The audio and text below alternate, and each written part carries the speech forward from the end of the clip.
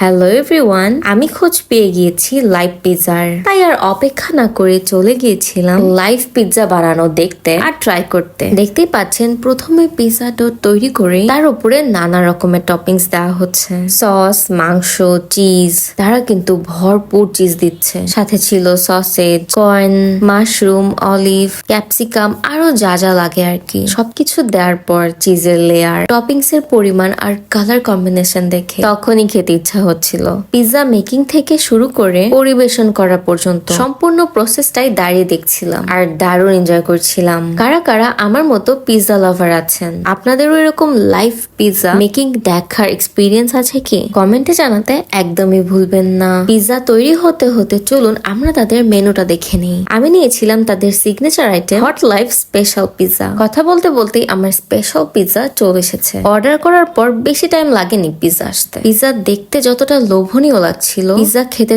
তার থেকেও বেশি মজা ছিল। যেরকম সফট ছিল, ক্রিমি ছিল, চিজি ছিল, আমি তো ফ্যান হয়ে গেছি। ও আর এই দারুণ পিৎজা আমরা এনজয় করেছি রাজশাহীতে। এই দোকানের নাম হট লাইফ পিৎজা রাজশাহী। এই দোকানটা যে রোডে আছে সে রোডের নাম হলো কালেক্টর খেলার মাঠ রোড, রাজশাহী। এই রোডে অনেকগুলো দোকান আছে, তবে প্রথমে যে হট লাইফ পিৎজা দোকানটা সেখানে আমরা গিয়েছিলাম। পিৎজা লাভার হয়ে থাকলে রাজশাহী গেলে এই পিৎজা ট্রাই করতে একদম ভুলবেন না।